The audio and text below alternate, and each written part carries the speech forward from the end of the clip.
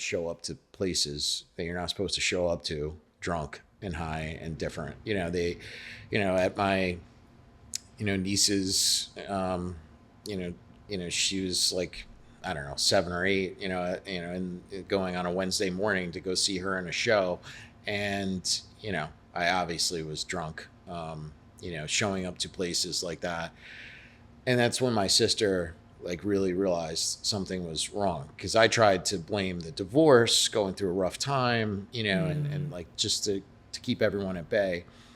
Well, she came over and saw the reality, like where I couldn't eat a meal, without having proper, amount of alcohol in myself. Like, I would just get sick and, throw up. And that's when I went to my first rehab. Was back in 2017. And, I went to, my sister. Did they have an intervention for you? Or? They had a couple interventions that you said no to. I was like, low key, like, was like, yeah, thank you. I appreciate, your concern, but, I'm good. Thank you for your unsolicited input. And, but this, when my sister came over and saw like me and my, drinking and drugs, like she, it was pretty apparent, and I knew it was. So I agreed to go. She picked me up the next morning, and, she allowed me to bring a bottle with me, because she thought that, you might go into withdrawal. Yeah. So that's what, she learned.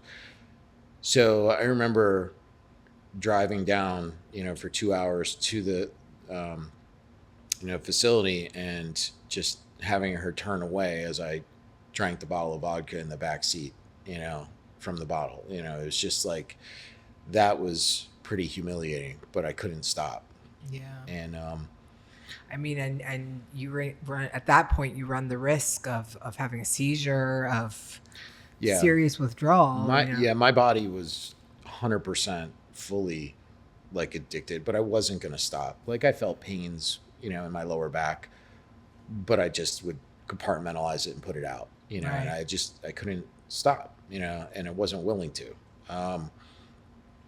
So, I went to my first rehab, for 30 days, and, the first few days were a little rough. But, after, I started working out again in the morning, and started getting in a routine. They would have meetings and talk about the 12 steps, and I raised my hand in every meeting, and introduced myself as 𝗙𝗢𝗟𝗟𝗢𝗪, because I figured they wouldn't let me out of there if I didn't do that.